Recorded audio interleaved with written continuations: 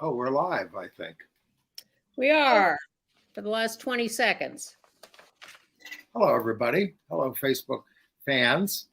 Hey, there's a big class action settlement for those of us who've been on Facebook sometime in the last 16 years. Yeah.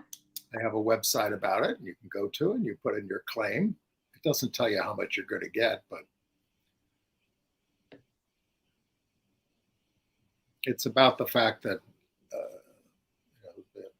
they let their list be plundered by what was that group in England that did all the data mining? Yeah, I know who you mean. Yeah, Them. them. It's over that. Okay. So check it out. Just Google Facebook class action settlement.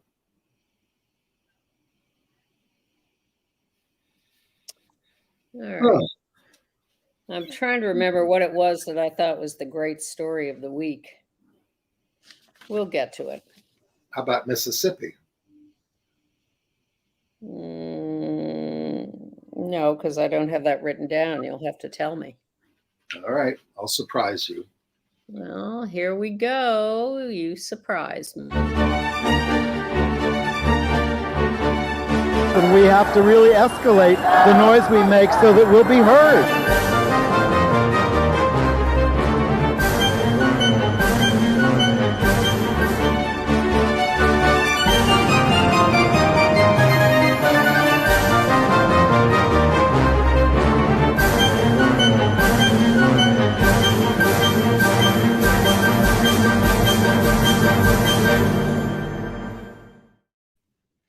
Welcome to Gay USA. I'm Andy Hum.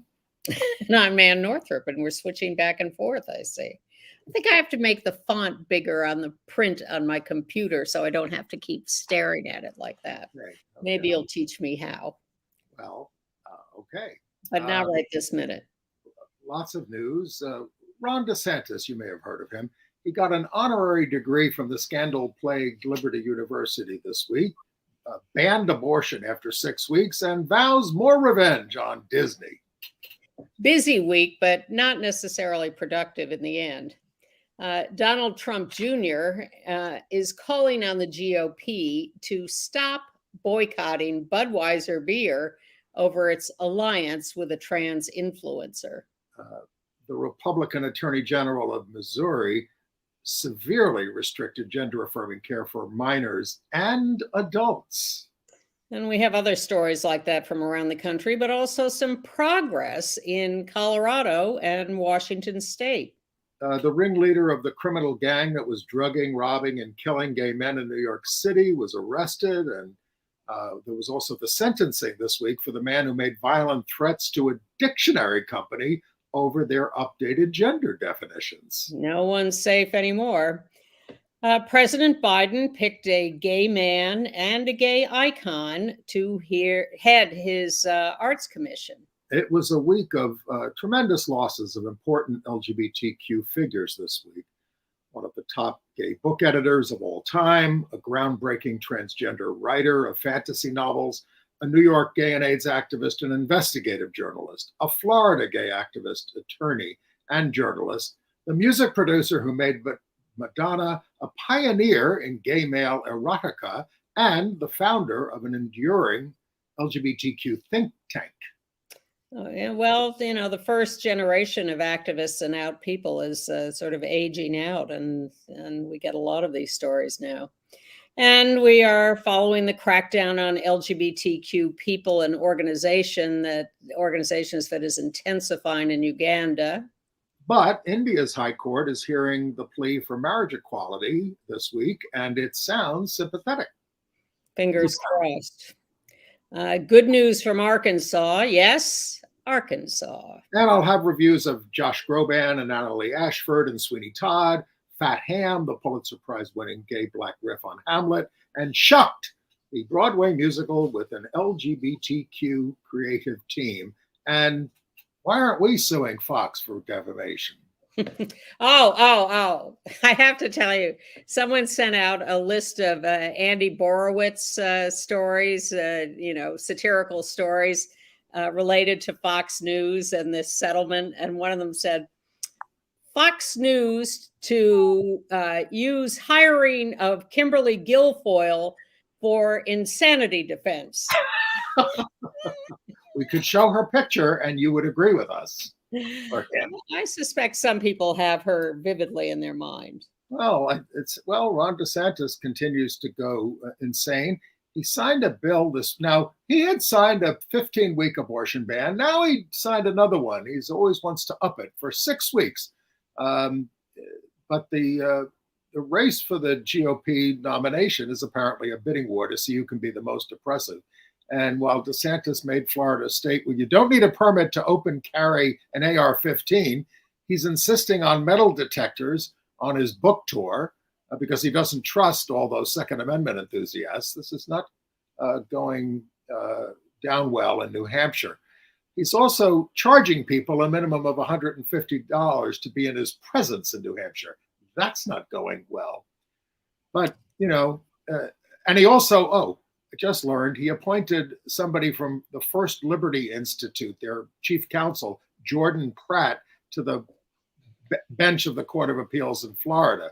It's just, this is the same institute that gave us Matthew Kacsmaryk, who did the abortion pill decision. Well, most political pundits have already given up on DeSantis as a viable choice for the president and the Republican nomination. Trump seems to be squashing him more and more every day that DeSantis does this stuff. But DeSantis is frantically running around, including to Liberty University, where he got an honorary degree. It was a degree in trans bashing. Yeah, exactly. Well, he talked about no puberty blockers for trans youth, no surgery for trans youth, which no one is doing. And he, one of my favorite pieces of video this week was protesters in the gallery of the Florida legislature watching legislators pass bills like this and throwing underwear at them from the gallery, as if to say, get off this genital stuff, just leave it alone and go back to something productive in this state. But it's great. You see, it's on TikTok and you see all this underwear coming out of the gallery down on people's heads. And you've heard he wants revenge on Disney for outsmarting him and getting more control over there in Orlando there.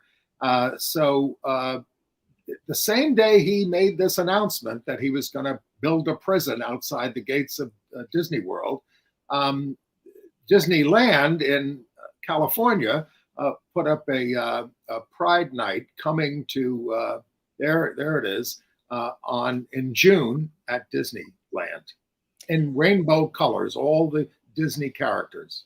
This is going to be a 2-night event, June 13th and 15th, the first Pride night. There have been gay days at Disneyland for years and years and years. First, not sanctioned by Disney and eventually tolerated by Disney. People would go and they'd wear red shirts to signify that they were LGBTQ, and that's how they'd meet each other when the event was not approved by Disney. Now Disney itself, having the time of its life, I must say, by opposing DeSantis, has announced this big Pride Night event. They're going to, the first few hours of the evening there, everybody will be together in the park at Disneyland. And then they're going to shut the park down and make it exclusively for an after hours event for this Pride Night.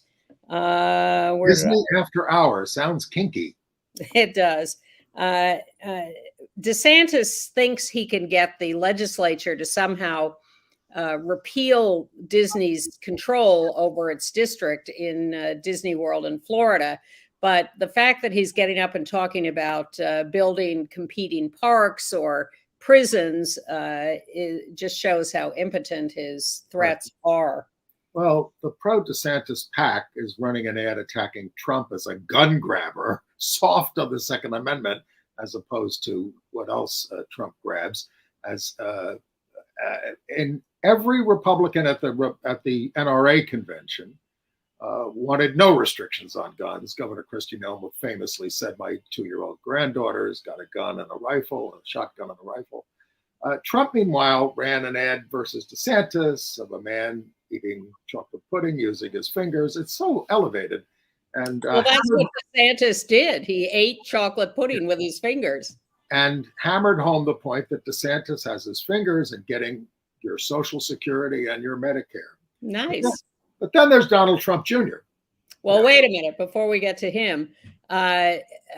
Florida is fighting back, and Equality Florida and other LGBTQ organizations in Florida are staging a big event this Friday, a big walkout across the state. Hundreds of colleges and high schools students are going to walk out. They're going to have rallies across the state. And if you want to be part of this in Florida or learn more about it and support it from out of state, you can go to their website on this, walkout2learn.org, walkout2learn.org. There are rallies walkouts all over the state, rallies already in 6 cities, probably growing to more. And they have written an online African-American history lesson or series of lessons that are available online because DeSantis, of course, is getting rid of them in all the schools and getting rid of all the books. So there is a big counter movement in Florida, and you can support it and get involved by going to walkout2learn.org. So we've been reporting on the right-wing boycott of Budweiser because they had a relationship, a partnership with trans influencer Dylan Mulvaney, who has 10.8 million followers. But Donald Trump Jr., who's never shy about making baseless attacks, says conservatives have a tendency to shoot first and aim second, which has been a theme in this country this week about shooting first and asking questions later. He said execs at Budweiser were unaware of the partnership. And besides, their corporate political giving favors Republicans 60-40.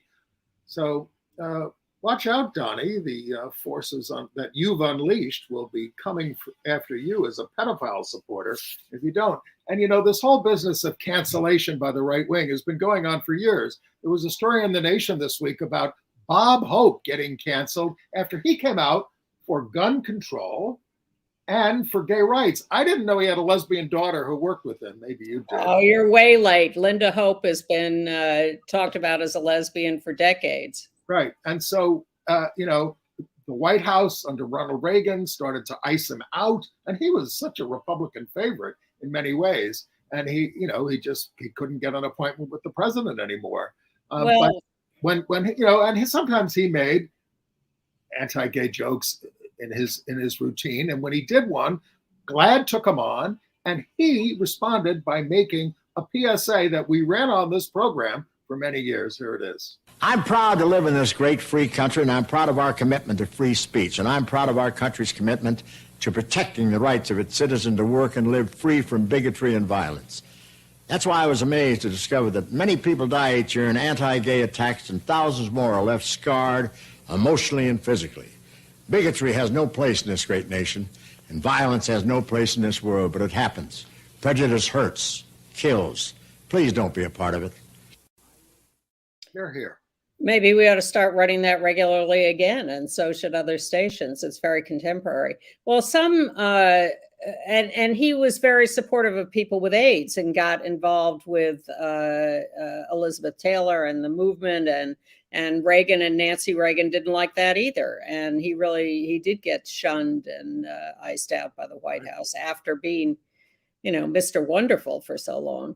But people are, in addition to Donald Trump Jr., others in the GOP have decided to call off the Budweiser boycott because they support, Budweiser does finance all these right-wing candidates, as do many, many, many corporations that claim to be our friends.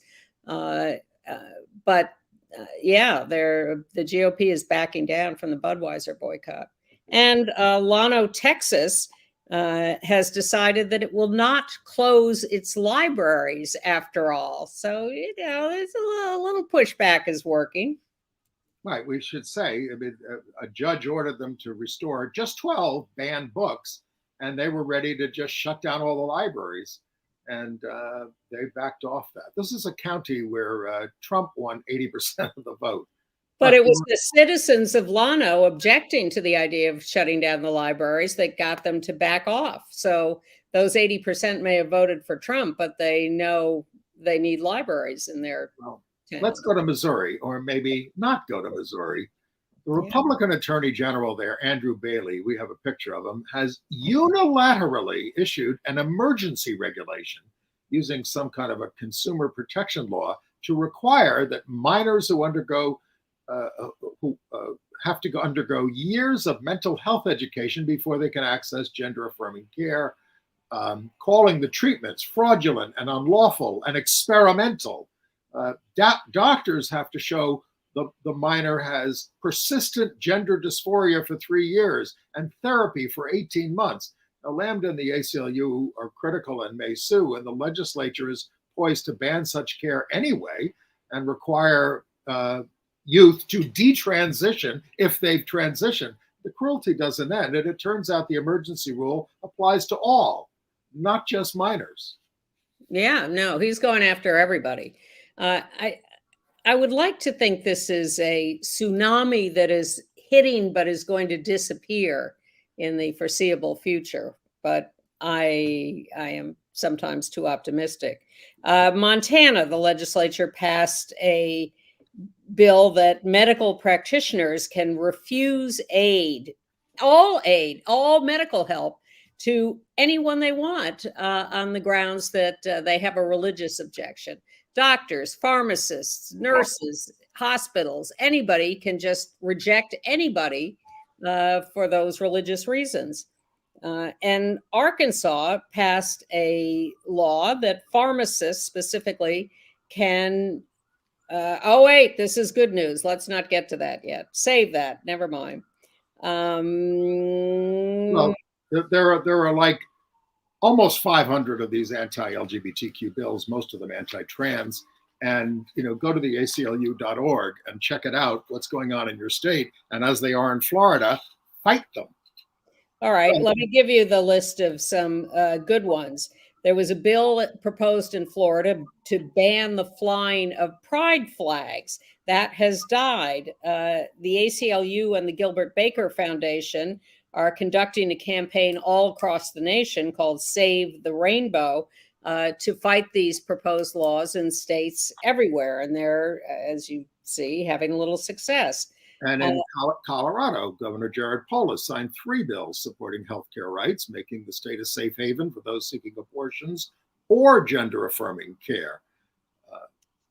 In Pennsylvania, the legislature will consider a new statewide non-discrimination clause in their human rights law that covers sexual orientation and gender identity. We have been begging for that for years, or fighting for it. Well, and with advances in the legislature and a new Democratic governor, that stands a chance. And Washington State passed a bill protecting gender-affirming care, also protecting reproductive health care for both providers and patients.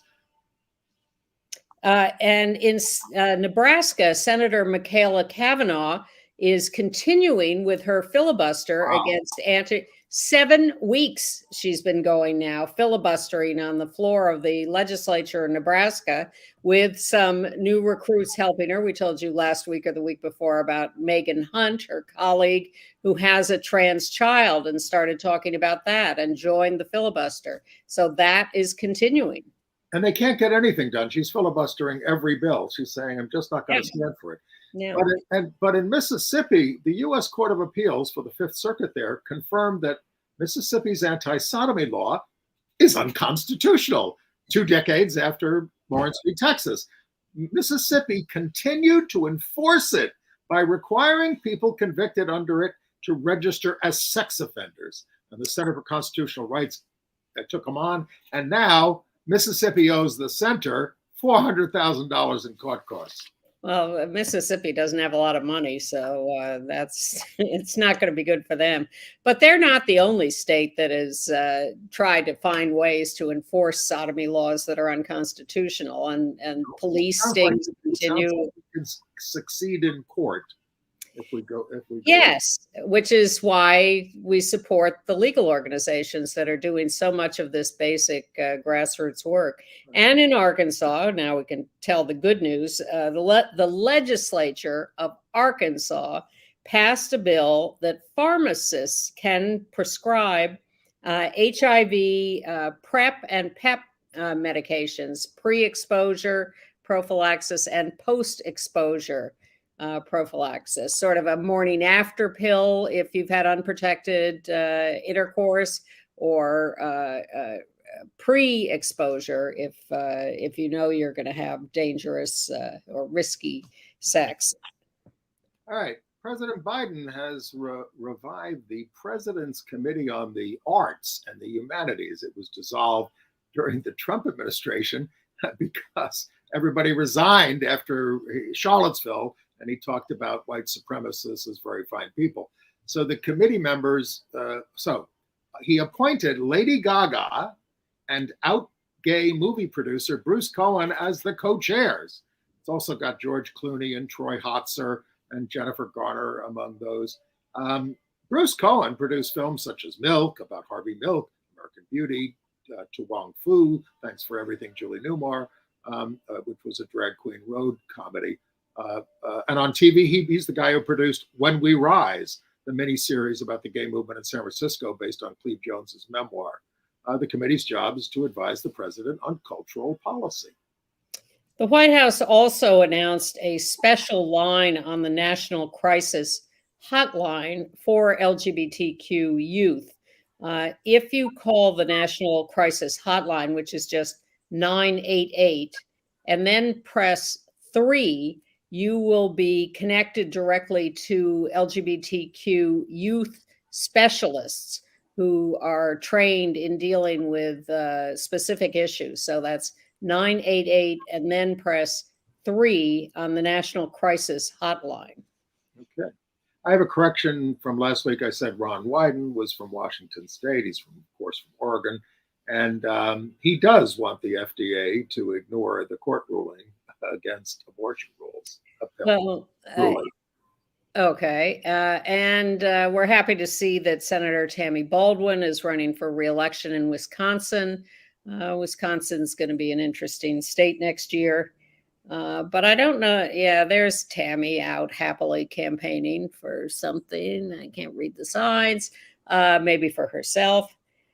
And then we can celebrate the re-election campaign of George Santos in New York, who officially announced he's running. I wasn't even going to mention it because no one is supporting him.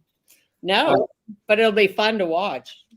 So that horrible judge, Matthew Kacsmaryk, we have a picture of him, the judge who tried to outlaw abortion pills nationwide. And you may know more about this than we do once the show airs later in the week, but what the Supreme Court did about that. But during his confirmation, he hid his authorship of a vicious anti-trans article when his nomination was up. It was called The Jurisprudence of the Body, published by the Texas Review of Law and Politics that he used to edit as a student. It attacked Obama for protecting trans patients and people seeking abortions. He took his name off the article, but he wrote it, and the article denounced medication abortion. Physicians cannot use scalpels to make females of what God created male. You have to disclose not just things your name is on, but that you edited, and he did not. Impeach him. Well, this is all, it turns out this is all part of a larger scheme to get him in this position as a judge. He wrote or edited this article. The editor-in-chief of the law review that published it told him to take his name off the piece. And when asked later why this editor had done that, he said, "Oh, wait, you'll see." And then he got Kacsmaryk or however it's pronounced, appointed to this judgeship where he is the only judge in this area. Amarillo. And then the right wing carried out its scheme that it's used before of writing all these lawsuits and taking them to him with his known record of being very right wing to get him to grant decisions like putting a stop to the abortion medication pill. It was all a whole large scheme to put him in place, take him these cases, give him the power to make a national decision. It's astonishing. Welcome to the modern America. Yeah. All right, some better news and crime news, and that is a crime that he did. In Massachusetts, a California man who made violent anti-LGBTQ related threats to the dictionary publisher Merriam-Webster over its updated gender definitions was sentenced to a year in prison by a federal court, also ordered to 3 years probation and mental health treatment. This guy, Jeremy Hansen, pleaded guilty to transmission of threatening communications, also in connection to the president of the University of North Texas, the ACLU, Amnesty International, Hasbro, and a non-binary rabbi. Busy guy. Ray Merriam-Webster, he twice threatened to shoot and bomb their headquarters, causing them to close their offices in Springfield, Massachusetts, and New York City for several days.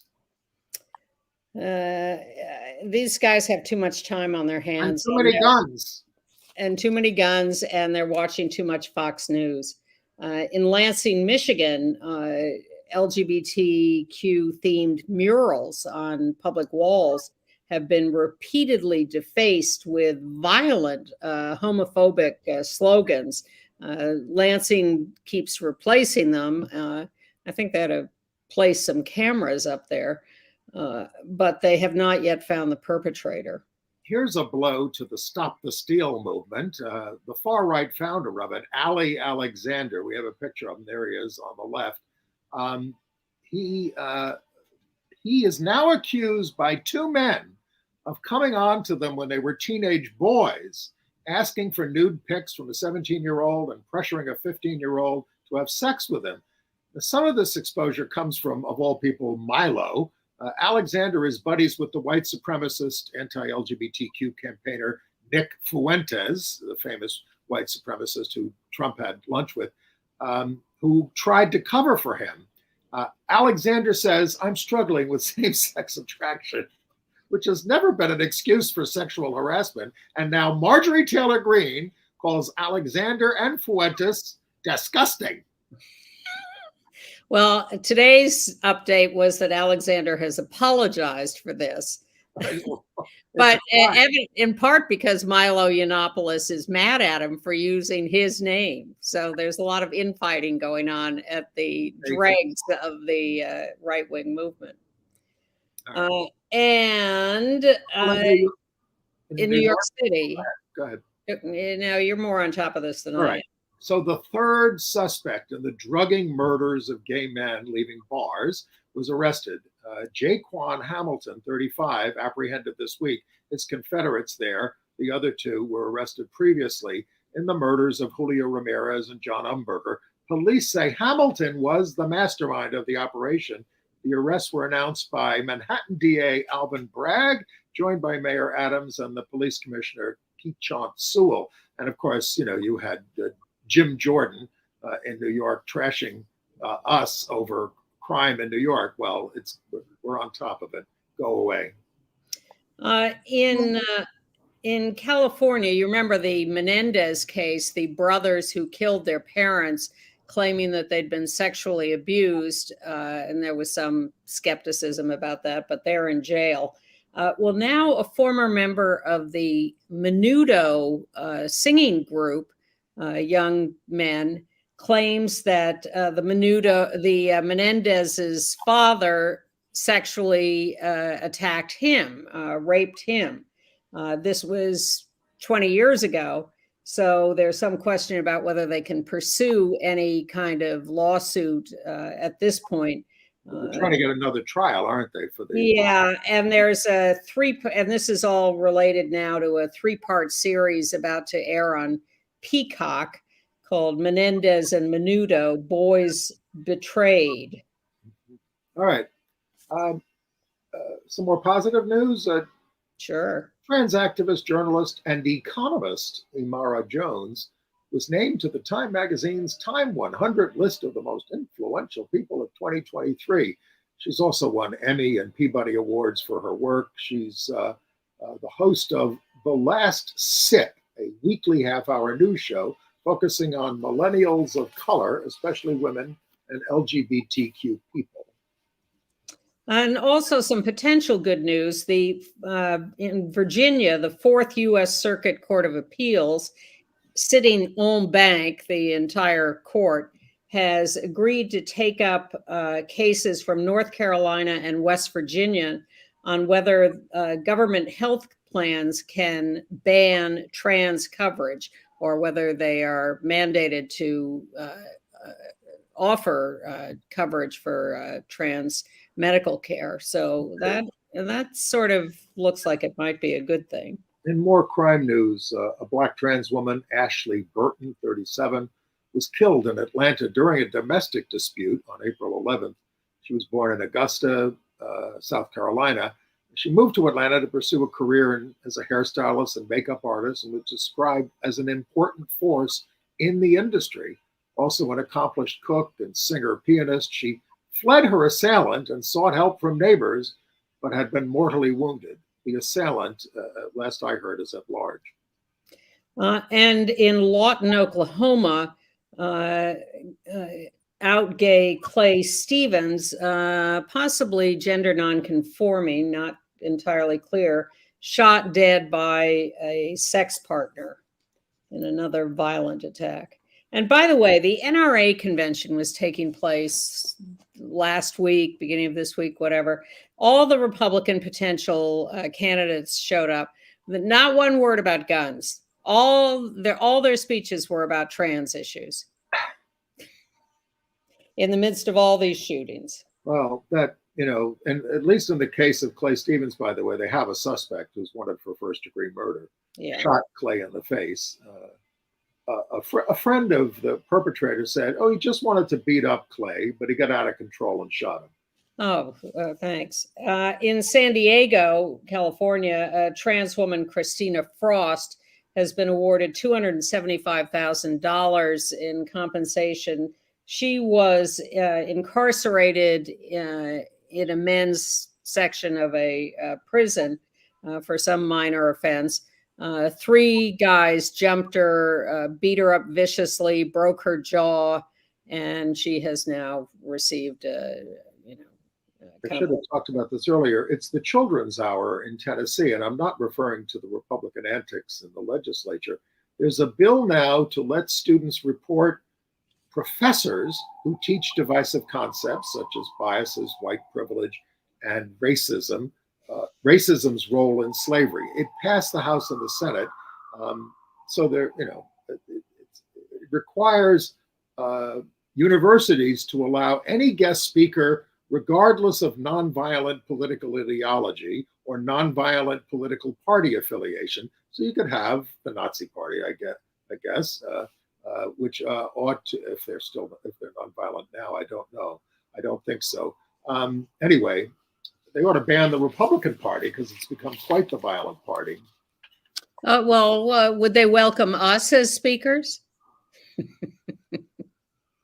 just insane. We're all right.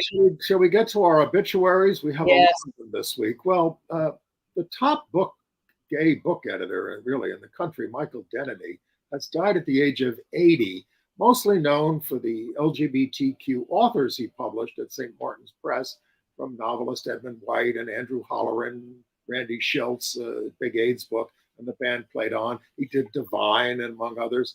He also published Ntozake Shange. Did I say her name right? You did. For Colored Girls. He published For Colored Girls, which was a show that she did and a book.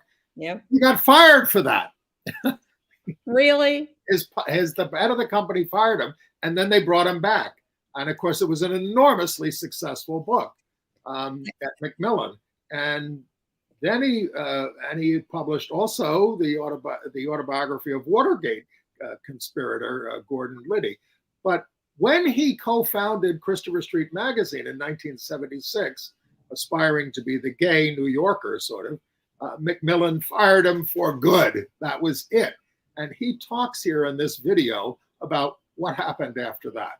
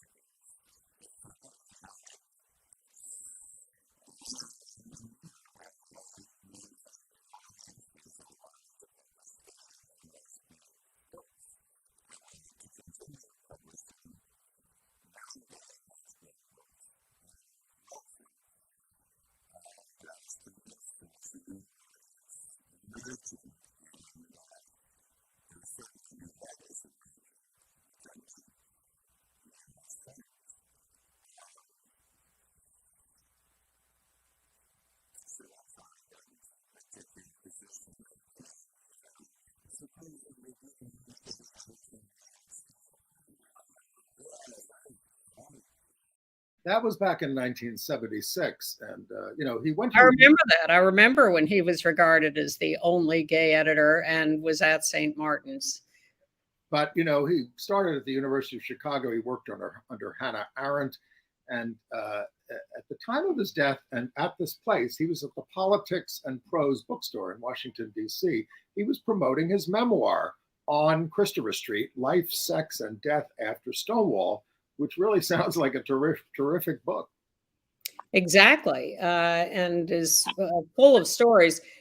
We are going to link to that entire interview at Politics and Prose in our weekly show note.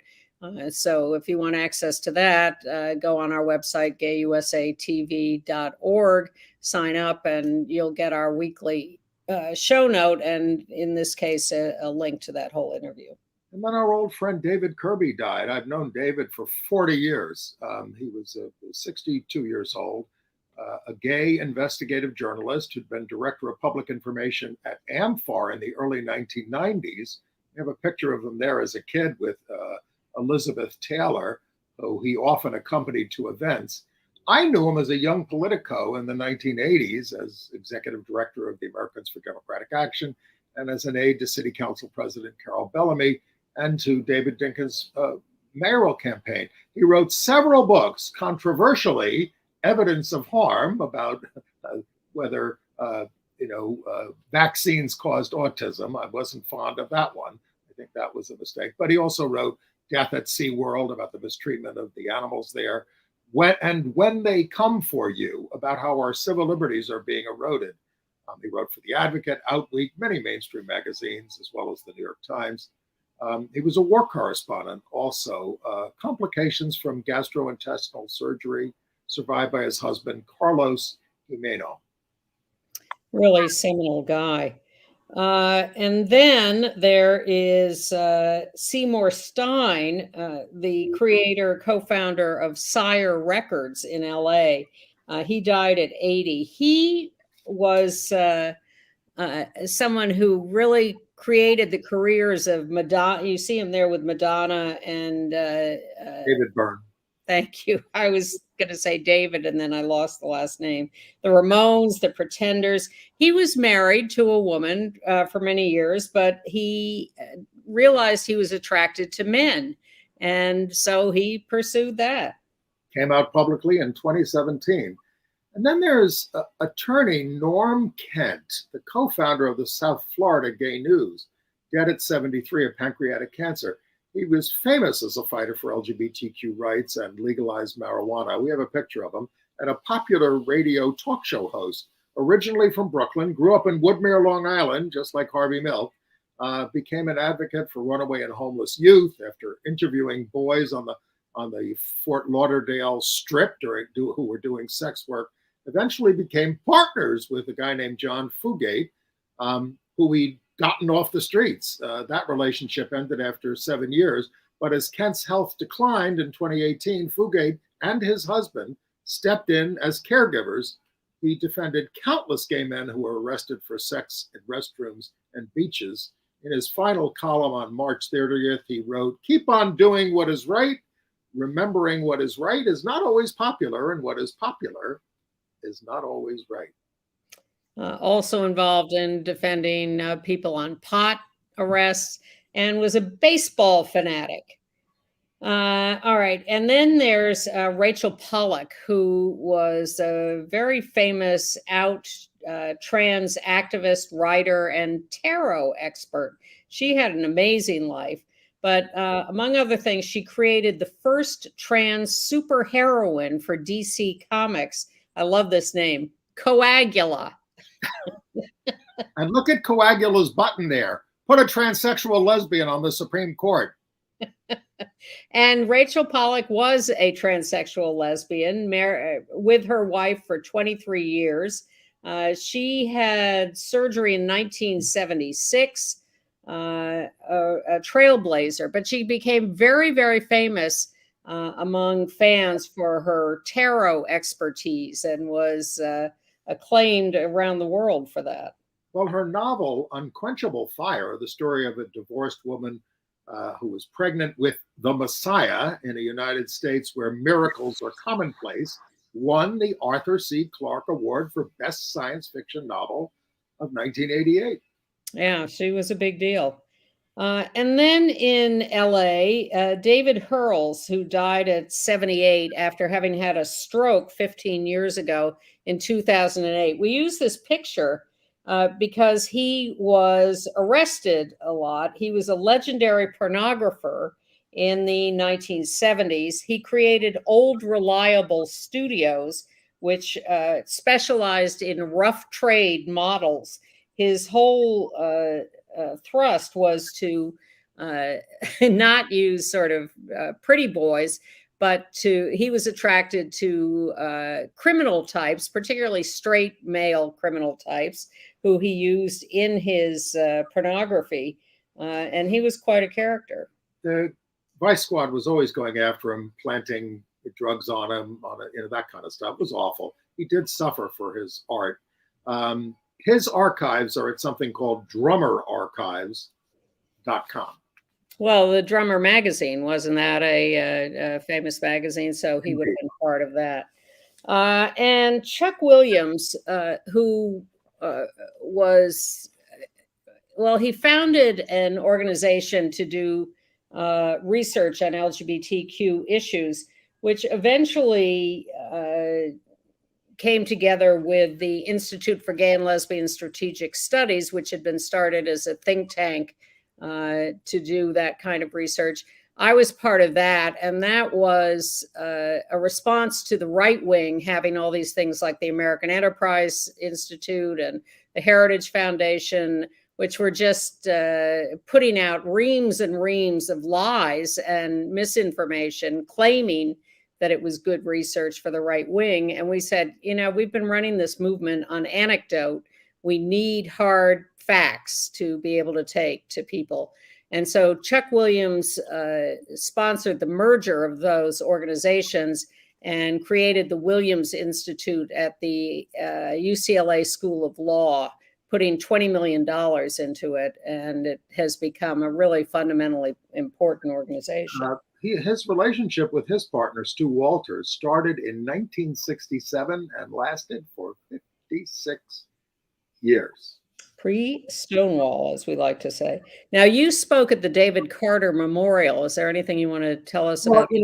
David Carter was, the guy who wrote the definitive book on Stonewall, and he died 3 years ago at the start of the COVID pandemic.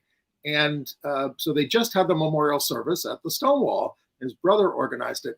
But what I learned about David, I knew him as an historian, and I certainly knew he had an activist bent. In Wisconsin, he played a major role in Madison, Wisconsin, gay stuff. He had a gay cable show long before us. And he was very involved with the passage of the 1982 statewide Wisconsin Gay and Lesbian Rights Bill, the first state in the nation to do it. So I didn't know all that about him, and I learned about it at his service. Good reason to go to memorials. All right, international news. Yeah, Nepal, the Supreme Court has recognized same-sex marriage last month and asked the country's Ministry of Law and Justice to prepare an equal marriage law or amend existing laws to accommodate the principles of equal marriage. It came in the case of a Nepali national who married a German citizen of the same sex. And India's Supreme Court this week started its hearings on legalizing same-sex marriage. India is about to become the most populous nation in the world, overtaking China. It's almost unbelievable when you look at their relative size, but that makes India the biggest. And the Indian government testified against legalizing same-sex marriage, making the usual arguments about it should be done by the parliament, and we're a religious country and we don't want to do this. But the court, people are predicting that there's a good chance, not for sure, but a good chance that the court may, in fact, order the legalization of same-sex marriage. It's the same court that got rid of the sodomy laws there. So, yeah, they sounded very sympathetic in the arguments, which are going to go on for some time. Including acknowledging that gender exists along a spectrum. Yes. And these arguments are available on YouTube. They've been broadcast live from India, and they are available on YouTube in English if you want to watch them. Hungary, on the other hand, passed a bill encouraging people to report anonymously same-sex couples raising children. People who contest the constitutionally recognized role of marriage in the family, and those who contest children's rights to an identity appropriate to their sex at birth. Hungary, get them out of the EU. Yes, that would be nice. Well, in Lithuania, 3 same-sex couples are in court suing for marriage rights. So some hope there. FIFA, the governing body of soccer, or what they call football, that forbade rainbow insignia on players at the Men's World Cup in Qatar, has been brushed back by women for their World Cup in Australia and New Zealand, which starts this summer on July 20th, insisting that the Visit Saudi tourism brand be dropped as a marquee sponsor of the event. The FIFA, bosses are grumbling about it, but they did it, and Australia and New Zealand demanded it.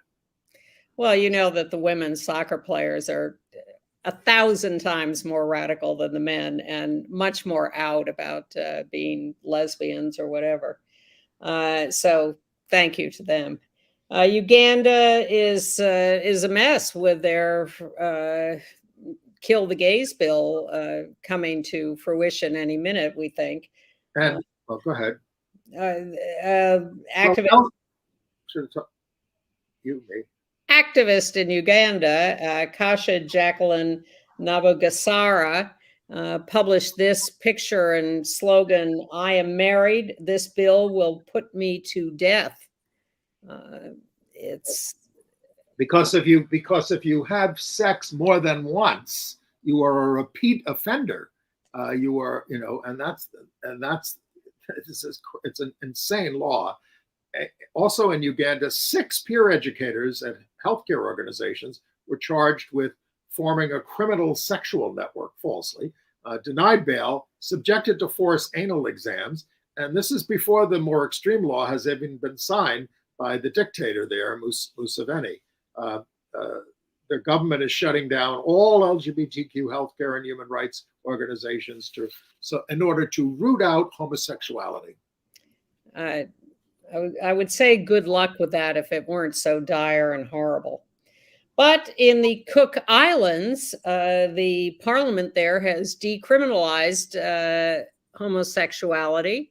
There's a nice little crowd of LGBTQ activists and government officials in the middle in those matching green shirts. Is one of them the president of the Cook Islands, or and one of them is the head of the parliament, I think. So they're all out there celebrating the decriminalization of. The English actor Murray Melvin, who originated the gay role of Geoffrey in A Taste of Honey, that's a still from the film, on stage and on film with Rita Tushingham there in 1961, it was a breakthrough thing, has died at the age of 90. He was in the Phantom of the Opera film in 2014 and Doctor Who spinoff Torchwood. Earlier in Stanley Kubrick's Barry Lyndon, Taste of Honey was such a breakthrough at the time because homosexuality was still illegal there. Yeah, he was in Torchwood too, and I think you said that. He was a very prominent, not only actor but director and theater archivist. So in Canada, a teen at a Catholic high school was suspended for organizing a student walkout to protest the school's accommodating trans girls in the girls' restroom at St. Joseph's High School in Renfrew, Ontario. In class, he claimed, it's simple. Men have penises and women have vaginas, which got him called a transphobe by classmates. Now, the Liberty Coalition in Canada is suing on his behalf, a Catholic high school. The kid's name is Josh Alexander. He also insisted on dead naming trans students. He was rather rude. Well, it's so nice that he's being shouted down by his classmates. These kids, they're going to save us in the end if we can wait long enough. AIDS news. The New York City Health and Hospitals Corporation has opened a Pride Health Center at Metropolitan Hospital in East Harlem here in New York City. They will provide affirming, culturally competent care at this Pride Center at Metropolitan Hospital. In Australia, it looks like they're heading for 0 new HIV infections in the near future because they so emphasize testing and treatment. They are really persistent and relentless about it. This country just sort of goes, maybe. But they're being very effective with it. And the report says that most of the people in this country who have died of Mpox have been Black and perhaps Latino men who have advanced HIV and therefore less strength in their immune systems to fight it. So get vaccinated still for Mpox. All right, a couple of quick Broadway reviews. It's a busy time. The revival of Sweeney Todd at the Lunt-Fontanne is sensational. Annalee Ashford as Mrs. Lovett is truly hilarious. And Josh Groban there as Sweeney is in fine song. And the other character on the left there, Gaten Matarazzo, as their assistant, makes it clear that nothing's going to harm him while he's around. This is Sondheim at his darkest and perhaps his best. And then there's Fat Ham. Now, this is the black riff on Hamlet set in a backyard barbecue in North Carolina. It's the gayest and the funniest show on Broadway. by James. We say E. James. I don't know if it's E. James or I. James or right. It's in the American Airlines Theater. It's already won the Pulitzer Prize for its off-Broadway production at the Public. The cast is uniformly excellent, but I have to cite Marcel Spears as the Hamlet-inspired role of Juicy, who constantly surprises, Nikki Crawford as his saucy mom, and Adriana Mitchell as Opal, a lesbian cousin. So it's really not to be missed. And finally, what did you think of Shucked? It's at the Nederlander. It's the Korn-themed comedy musical with lots of LGBTQ creators. Music and lyrics by Shane McAnally and Brandy Clark, book by Robert Horn and directed by Jack O'Brien. It's a really engaging cast. It also includes out-trans actor Alex Newell as Lulu. It's full of sharp topical humor with an edge. It's a fun evening, and it kind of tries to, bridge some of the divides in this country, but with having an awful lot of fun in the process. New book, widely anticipated. Elliot Page's autobiography, Page Boy, is going to be released on June 6th or he has an event June 6th at Town Hall in New York City as the kickoff to his national tour, talking about the book and his life. I think that's going to be a popular book. Billy Porter is now going to star in a biopic of James Baldwin. How do we feel about that casting? I don't know yet. He's a good actor. Yeah, he certainly is. He is not only starring, but is co-writing and co-producing, and has talked a lot about Baldwin being an important role model for him. He says he stands on Baldwin's shoulders and intends to do this to expand Baldwin's legacy for generations to come. I think it can work because he has a lot of Baldwin's anger, his righteous anger. I think it can work if he's sort of controlled about that, or, is doing Baldwin and not all Billy Porter. Right. And I love Billy Porter, and I loved him in The Pose. But I'll be interested to see this. Saturday Night Live this last week had their non-binary actor Molly Kearney do a bit in the news part of the show, giving this whole riff on trans kids and what's happening to them. It was really quite effective and impressive. Check it out. Yeah, and maybe link to it. What's the new Almodovar film? The Almodovar film is a short gay Western that is it's an answer to Brokeback Mountain. And it's being shown in May at the Cannes Film Festival. It stars Pablo Pascal, who is the flavor of the month, and Ethan Hawke, both of whom you see there. It's just 30 minutes long, and it's about the Brokeback characters reuniting after 25 years. They don't look 25 years older than the Brokeback actors, but one of them got killed. Well, yes. So we'll see how Almodovar works that out. They're going to play about it in London. He's always fascinating. I would give him the benefit of the doubt. All right. And finally, at the LGBTQ Center here in New York on this Friday is the Rainbow Book Fair. This Saturday from noon to 6 p.m. They used to hold this and then COVID canceled it. So this is a revival, the first one of these in 3 years. They have about 100 vendors. It's free, although you can make donations. They're going to have a drag story hour. They're going to have panel discussions, authors who will sign books. The theme is weird and queer. As we go out, the site of playwright Terrence McNally's childhood home near St. Petersburg, Florida, is being dedicated with a plaque on May 7th by Equality Florida with his husband, Tom Curtahy. That looks terrific there. Yes, it does. All right. I think we got to everything this week, but there'll be lots more next week, and we'll see you then. Bye-bye.